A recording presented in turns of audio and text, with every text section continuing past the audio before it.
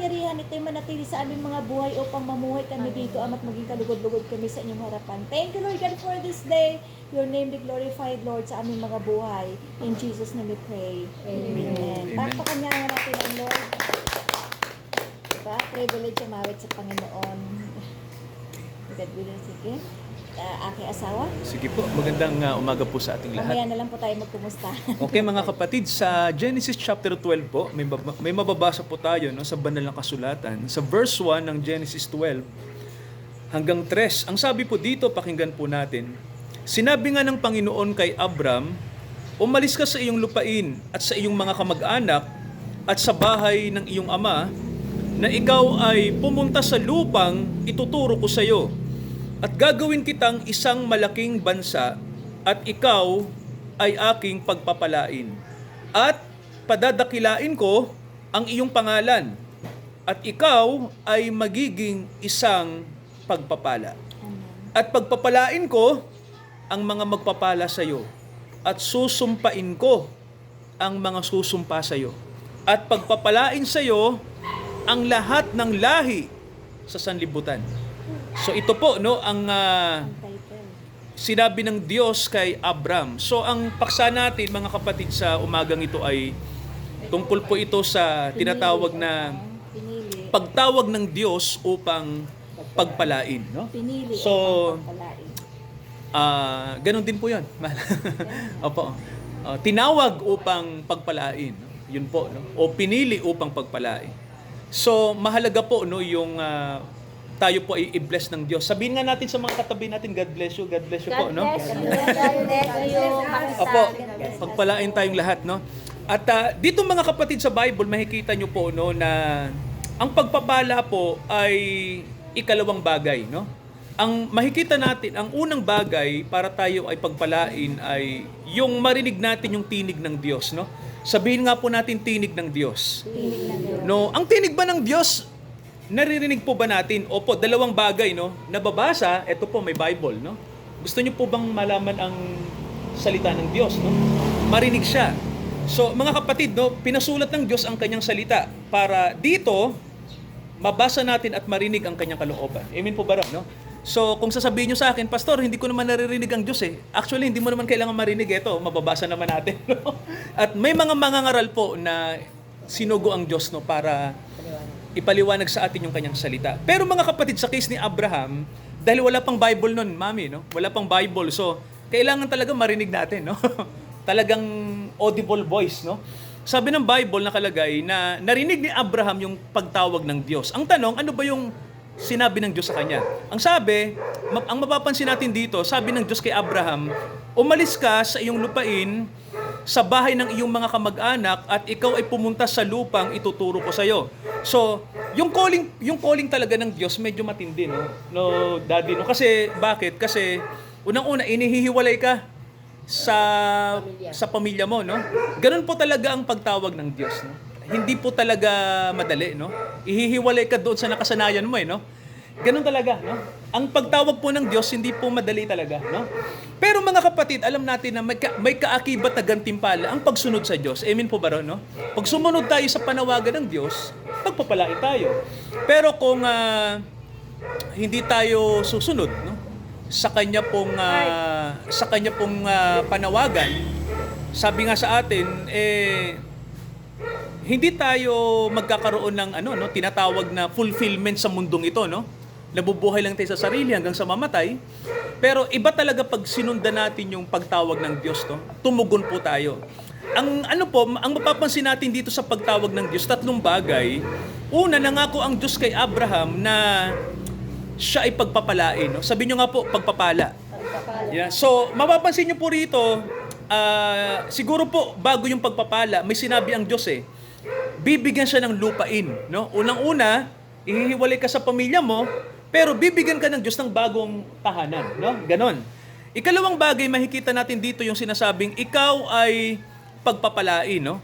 At yung pagpapala, mga kapatid, hindi lang sa sarili niya, no? Napansin niyo po? Sabi ng Diyos dito, ikaw ay magiging isang malaking bansa. So, ibig sabihin po, mula sa Kanya, magkakaroon ang Diyos ng isang bansa na hinirang, no? Dahil sa Kanya. So, kung titingnan niyo po, ang biyaya po ng Diyos nag-uumpisa sa pagtawag niya sa isang individual. Amen po ba, no? Ibig sabihin tayo po mga individual tayong nandito sa CCT, no? Bagamat grupo tayo, pero alam niyo ho ba na ang pagtawag po ng Diyos hindi naman grupuhan eh. Tumatawag siya ng individual. Ganun po 'yun. Parang ganito, halimbawa, si Ate Kat, tinatawag ng Panginoon, particular sa inyo po Ate Kat.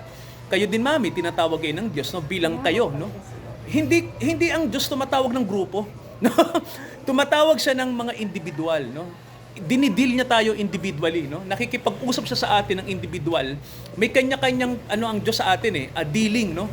Kaya po kay Abraham kakaiba kasi kay Abraham special kasi mula sa kanya ang sabi ng Diyos, gagawa ang Diyos ng isang malaking bansa. At ang sabi niya, magkakaroon siya ng lupain na ang kanyang mga kamag-anak doon titira lahat. Yan yung pinanggalingan Mami ng Israel, no? Yan yung bansang Israel na sinasabi, no? Kung bakit ang mga tao dumami sa Middle East, no, sa gitnang silangan kasi dahil kay Abraham. Alam niyo ho ba ang mga Arabo galing din kay Abraham, no? Kasi si Abraham naging anak niya si Ishmael ang pinanggalingan ng lahi ng mga Arabo, no? Yung lahi ng mga Muslim. Ang Muslim halos sila ang mayroong monopolyo, no, sa buong gitnang silangan, ano? Nasa kanila din yung pondo ng langit sa buong mundo, no? Kaya umaandar lahat ng sasakyan dahil sa kanila, di ba? So tunay na pinagpala si Abraham kasi ang kanyang lahi ay kumalat sa gitnang silangan, ano? Nagkaroon ng mga bansa tulad ng Israel, Saudi Arabia, Iraq, Iran, Qatar, lahat ng mga bansa diyan, halos mga kapatid ay kokonekta kay Abraham, no? Kasi sabi ng Diyos gagawin kitang malaking bansa, maraming mabibless dahil sa iyo. Pero ang pinakamalupit dito, ang sabi ng Diyos sa kanya, pagpapalain ko ang magpapala sa iyo at susumpain ko ang susumpa sa iyo. Ibig sabihin si Abraham binigyan ng immunity, no? Daddy, no? Ibig sabihin po, may immunity sa ibig sabihin dito, kung si Abraham pagpapalain ng sino man, madadami siya sa pagpapala. Pero kung si Abraham ay susumpain natin, susumpain din tayo, no?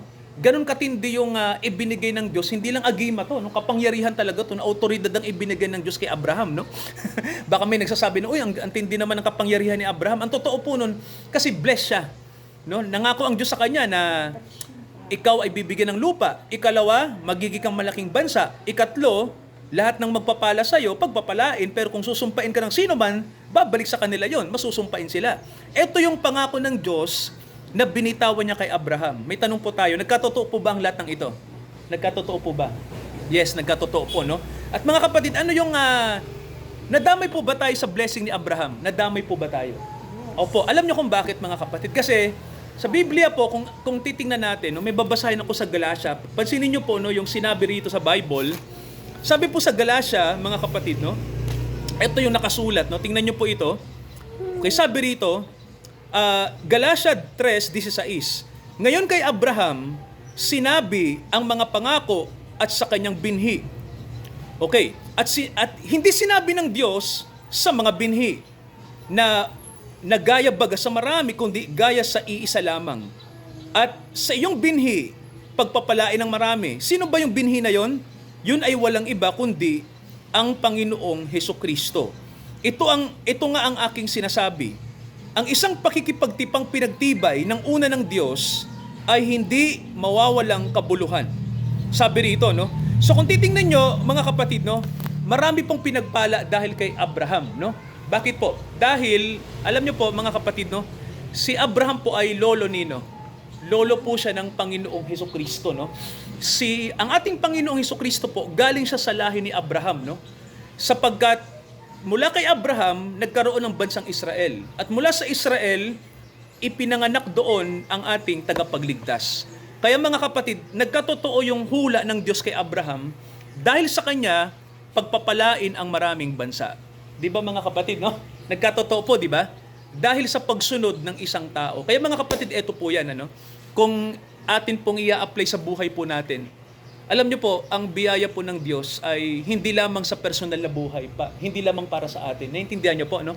Pinagpala tayo ng Diyos para marami rin po ang pagpalain, no? Yan po ang tunay na blessed. Kapag ikaw po ay tinawag ng Diyos at nangako ang Diyos na pagpapalain ka, hindi lang yan dahil sa sarili mo, no? Hindi lang para i-enjoy mo. Ang totoo po niyan, gusto ng Diyos na dahil sa iyo, marami ang pagpalain, hindi lang ikaw. Amen po ba mga kapatid, no? Kaya alam nyo po, no, ang biyaya po ng Diyos talaga ay ano, no? Masasabi natin na talagang dahil sa mga sumunod sa kanya, maraming pinagpala. Alam nyo ho ba kung si Abraham hindi sumunod?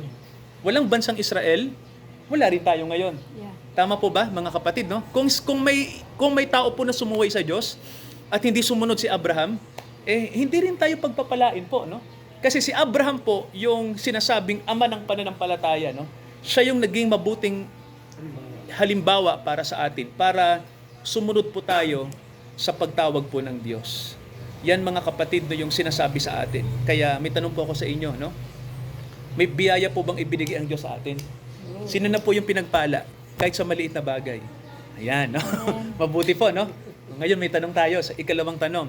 Nang pagpalain tayo ng Diyos, binahagi po ba natin yung pagpapalang yan sa iba? Ayan, di ba?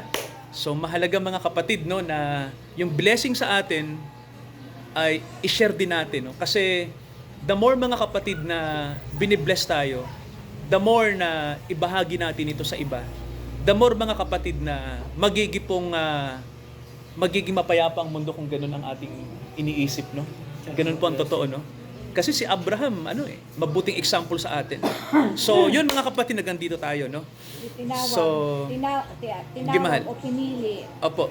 na Para pagpalain upang maging pagpapala. Ibig sabihin, di ba? Hindi, Opo. di ba? Opo, channel of blessing. Parang nagtanim ka, hindi mo na kaya. Pag nagtanim ka, tapos pinabunga ng Panginoon. At tamang ginawa ni Ate Mabe, gaya niya, na-bless kami doon sa papaya. Ito, may tanong ako, kakaiba to. Di ba sa Middle East, puro disyerto?